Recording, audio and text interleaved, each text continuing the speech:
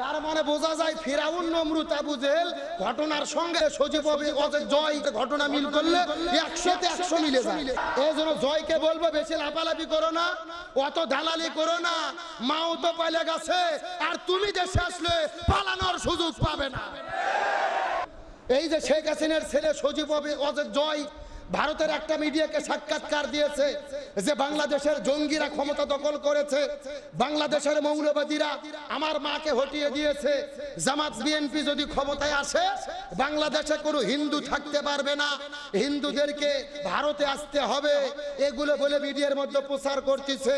এই জন্য বলি, জয়কে বলি সাবধান হয়ে যাও, বেশি লাপালাপি করো না, ভুল বুঝানো যাবে না। বাংলাদেশের মুসলমানেরা হিন্দুদেরকে তাড়াইয়া দেবে না, প্রয়োজনে আমরা জীবন দিয়ে হিন্দুদের ঘরবাড়িকে রক্ষা করব। তার কারণ ডিমের ভেতরে কুসুম যেই রকম নিরাপদ, ইসলামী রাষ্ট্রের ভেতরে অন্যান্য ধর্ম অবলম্বীরাও তেমনি নিরাপদ। আল্লাহর কোরআন বলেছে লা ইকরাহা ফিদ্দিন, দিন সম্পর্কে কোনো জবরদস্তি নেই। লাকুম দীনুকুম ওয়ালিয়া দিন, ওরা ওদের ধর্ম পালন করবে, আমরা আমাদের ধর্ম পালন করব।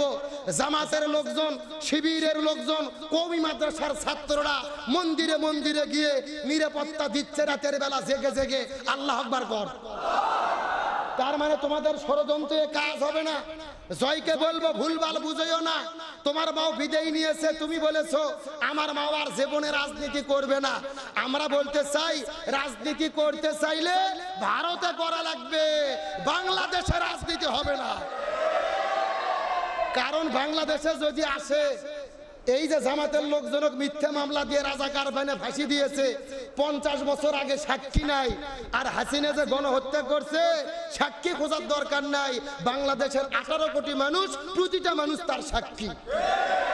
তাহলে হাসিনা যদি দেশে আছে, আর ফাঁসি হওয়া ছাড়া কোনো উপায়। এই জন্য জয়কে বলবো বেশি লাফালাফি করো না, অত দালালি করো না।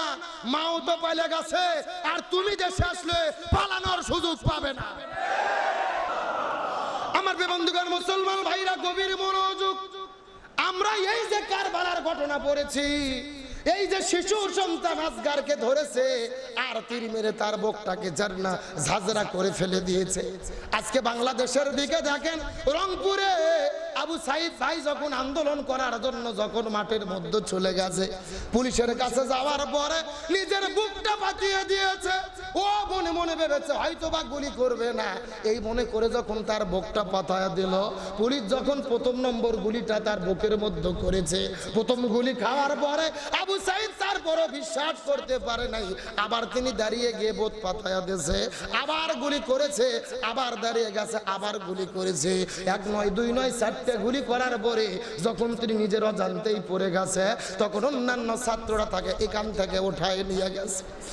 আজকে আবু সাইদের মা কান্না করে করে বলে, আমার সন্তানটাকে তোমরা চাকরি দেবে না, দেওয়ার দরকার নাই, কিন্তু আমার সন্তানটাকে পাইলেই তো হাতে গুলি করতে পারতে, তোমরা চাইলেই তো পায়ে গুলি করতে পারতে, কিন্তু আমার সন্তানটাকে বুকের মধ্যে গুলি করে তোমরা কেন ঝাঁঝরা করে দিলে? ওই যে শিশু সন্তান আসগারটাকে গুলি করে করে করে করে বিদায় করে দিয়েছে। এই যে ঢাকার মধ্যে মুগ্ধ নামে আমার একটা ভাই আন্দোলনও করে নাই, মিছিলও করে নাই, কোনো জায়গায় পুলিশের উপরে হামলাও করে নাই। ছোট্ট ছোট্ট সন্তানরা রাজপথের মধ্যে নেমেছে, নিজে একটু পানির বোতল নিয়ে গিয়ে চিৎকার করে বলেছে পানি লাগবে ভাই, পানি লাগবে ভাই, পানি। ওই পানি বিতরণ করতে গিয়ে জীবন দিয়ে পৃথিবী থেকে বিদায় চলে গেল।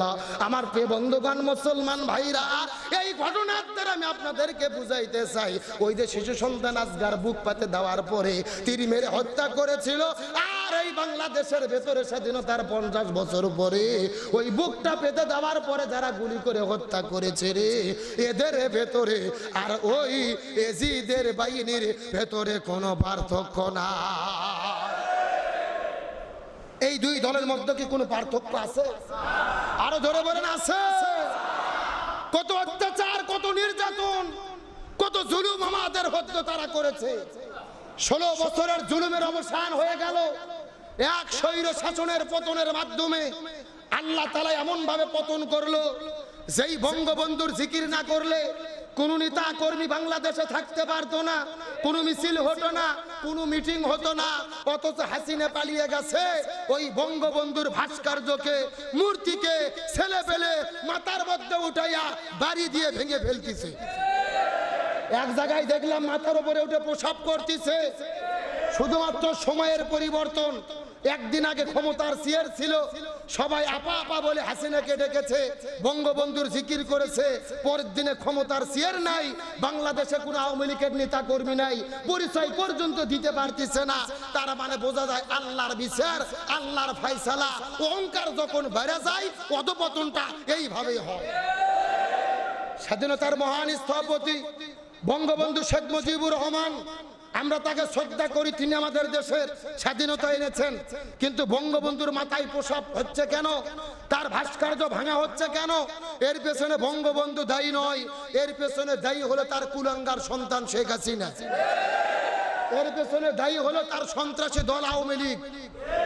তারা যদি ভালো ব্যবহার করত, বঙ্গবন্ধুর অপমান বাংলার দেশে হতো। তার মানে এরা বাংলাদেশে বঙ্গবন্ধুর স্বপ্ন পূরণ করতে গিয়ে এমন কাজ করেছে, বঙ্গবন্ধুর নামগন্ধ বাংলার জমিনে আর থাকতেছে না। এ কার ফয়সালা, কার খেলা? এই জন্য বাড়া ভালো, কিন্তু বেশি বাড়া আর অহংকার হলো পতনের মূল। অহংকার কিসের মূল? শেখ হাসিনা চিন্তা করছিল পিলখানায় হত্যা করে শেষ করে দিয়েছি, হেফাজতের কওমি মাদ্রাসার ছাত্রদেরকে 5 মে শাপলা চত্বরে শেষ করে দিয়েছি, কত মানুষদেরকে মেরে শেষ করলাম, আর এরা তো ছাত্র। আল্লাহ বলতেছে না, তুমি তো জানো না নমরুদের পতন হয়েছে ন্যাংরা মশার কামড় খাইয়া, ফিরাউনের পতন হয়েছে পানির মধ্যে চুবনি খাইয়া, আবু জেলের পতন হয়েছে ছোট্ট বাচ্চার বাড়ি খাইয়া, আর হাসিনার পতন হয়েছে ছাত্রদের ধাওয়া খাইয়া। আর এই বাংলাদেশে আল্লামা সাঈদীকে রাজাকার বানাইয়া ফাঁসির দড়িতে ঝুলাইতে চেয়েছো, পারোনি। ইনজেকশনে ভাইরাস দিয়ে তাকে পরিকল্পিতভাবে শহীদ করে বিদায় করতে চেয়েছো। আল্লামা সাঈদী মারা যায়নি। বাংলাদেশ যতদিন থাকবে আল্লামা সাঈদীর নাম ততদিন থাকবে। এই পৃথিবী যতদিন থাকবে আল্লামা সাঈদীর নাম ততদিন থাকবে। কিন্তু আওয়ামী লীগ, হাসিনা, এখন হাসিনা থাকলে কি পালাইতো? 3 দিন আগে জামাত ইসলামকে নিষিদ্ধ করলো, সে নিজেই নিষিদ্ধ হয়ে গেল।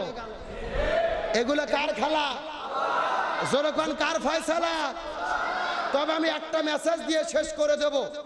যেই দিন বিজয় হলো, দেশ স্বাধীন হলো, ওই গণভবনের মধ্যে আমরা দেখেছি, ওই গণভবনের মধ্যে সেনা যখন বক্তব্য দিল, সেনা প্রধান প্রথমেই তিনি বলেছে, আমি জামাত ইসলামের আমিরের সাথে বক্তব্য দিয়েছি, কথা বলেছি। আলহামদুলিল্লাহ কোন? সর্বপ্রথম কার নাম বলছে? জামাতের আমিরের সাথে কথা বলেছি, বিএনপির নেতাদের সাথে কথা বলেছি। তার মানে বোঝা গেল 3 দিন আগে যাদেরকে নিষিদ্ধ করলা, 3 দিন পরে সেনা প্রধান বুঝতে পেরেছে বাংলাদেশে শান্তি যদি কায়েম করা হয়, করতে হয়, আগে জামাতের আমিরের দরকার। এমনকি তথ্য বলতেছে যে সেনাবাহিনীর প্রধান সর্বপ্রথম জামাতের আমিরকেই তিনি ফোন করেছে। আলহামদুলিল্লাহ কোন? 3 দিন আগে যাদেরকে নিষিদ্ধ করলে 3 দিন পরে সেনাবাহিনীর প্রধান তাদেরকে ডেকেই শান্তি কায়েম করার চেষ্টা করতেছে। জামাত ইসলাম মন্দির পাওয়ার দিচ্ছে, মানুষের পাশে দাঁড়াচ্ছে। আজকে আমিরে জামাত সেই শহীদ আবু সাঈদের কবরে গেছে, কবর জিয়ারত করতে গিয়ে কান্নায় ভেঙে পড়েছে, তার জন্য দোয়া করতেছে। স্বাধীনতার পরের দিনে মগবাজারের কেন্দ্রীয় অফিস যখন খোলা হলো, দীর্ঘ 15 বছর পরে অফিস খোলার পরে কান্না করতে করতে বলেছে, এই বিজয় হলো আল্লাহর পক্ষ থেকে আমাদের উপহার। 15 বছর পার হয়ে গেছে, আমাদের উপরে এত জুলুম করেছে, মিছিল মিটিং করতে দেয় নাই, ঘর থেকে বের হতে দেয় নাই, মিথ্যা মামলা দিয়ে বন্দী করেছে, ফাঁসি দিয়েছে, এত চেষ্টা করেছে। ওরা চেয়েছিল জামাতকে নিশ্চিহ্ন করে দেবে, কিন্তু বর্তমান রিপোর্ট বলতেছে নিশ্চিহ্ন হয়নি, জামাত আরো বহু গুণে বেড়ে গেছে। তার মানে বোঝা গেল ইসলামী আদর্শকে নিশ্চিহ্ন করা যায়, জোরে বলেন মুছে ফেলা যায়। সুতরাং জনগণ ভালো কারা, মন্দ কারা বুঝে গেছে। আগামীর বাংলাদেশ ইসলামপন্থীদের দেশ হবে, একটা আমল করতে হবে। শেষ কথা আমার দিকে শোনেন। আপনারা টেলিভিশনের মধ্যে দেখেছেন সেনাবাহিনী যখন গণভবনে ঢুকলো, প্রথমে যাওয়ার পরে দেখলেন আমিরে জামাত উঠিয়ে সালাম দিচ্ছে, আল্লামা মামুনুল হক সালাম দিচ্ছে জনগণকে, শায়েখে চরমোনাই উঠে সালাম দিচ্ছে। এই তিনজন ইসলামপন্থী নেতা যখন দাঁড়িয়ে হাত উঠালো, লক্ষ লক্ষ জনতা আল্লাহ তাকবীর দিয়ে চিৎকার করা শুরু করে দিল। এখান থেকে বোঝা যায় জনগণ আর কোনো সেকুলার চায় না, আর কোনো জাতীয়বাদ চায় না, ইসলামপন্থীদের ঐক্য চায়। তারা দুই দলের খেলা পাল্টা পাল্টি আর অনেকে চায় না, আলেমদেরকে সামনে দেখতে চাই, কিন্তু মনে দুঃখ আমরা হুজুররাই এক হতে পারি নাই। এই জন্য বলবো সময়ের দাবি, বর্তমান প্রেক্ষাপটের দাবি, জামাত ইসলাম, চরমোনাই, হেফাজত, খেলাফত মজলিস, যত ইসলামী দল আছে, এই জমিনে যদি দিন কায়েম করতে চাও তোমরা এক হয়ে যাও। তরুণ সমাজ নতুনদেরকে, ইসলামপন্থীদেরকেই চাচ্ছে, কিন্তু সেই প্লেস আমরা করে দিতে পারতেছি না, ওই স্থান আমরা অর্জন করতে পারতেছি না। এই জন্য দলগত, মতগত, ফতোয়াগত পার্থক্য থাকতেই পারে। আমি মনে করি আলেমেরা যদি একদল হয়ে যায়, আগামীর বাংলাদেশ হবে কোরআনের বাংলাদেশ, আগামীর বাংলাদেশ হবে ইমানদারদের বাংলাদেশ, আগামীর বাংলাদেশ হবে আলেমদের বাংলাদেশ। ওই দিনের জন্য কারা কারা প্রস্তুত আছেন হাত তুলে দেখান। লিল্লাহ তাকবীর। আল কোরআনের আলো সংসদে জালো, সারা বাংলায় জালো, সারা বিশ্বে জালো। লিল্লাহ তাকবীর। কষ্ট হইল, মন খারাপ করলেন, 16 বছর জালেমের জুলুম চলে গেছে, এরকম তাকবীরও মসজিদে দিতে পারেননি, হক কথা হয়নি। এখন দেশ স্বাধীন হয়ে গেছে, আর কোনো ভয়। সাত মাথার জায়গায় সর্বপ্রথম আমি তাকবীর দিছি, আপনাদের খতিব ছিল।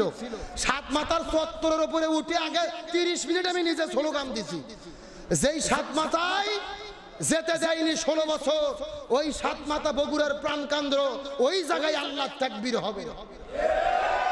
আমরা আর কোনো কিছু চাই না, এই জমিনে ইসলাম চাই, এই জমিনে কোরআনের আইন চাই। আর যত নিয়ম নীতি খোঁজেন, কোরআন যেখানে নাই শান্তি সেখানে নাই, কোরআনের আইন যেখানে আছে শান্তি সেখানে আছে। তার মানে বোঝা গেল কোরআনের কাছে ফিরে যাওয়া ছাড়া আমাদের কোনো উপায় জোরে বলেন, কোনো উপায়। এই জন্য যতদিন বেঁচে রাখি, বেঁচে আছি কোরআনের পথে থাকবো, কোরআনের পক্ষে চলবো।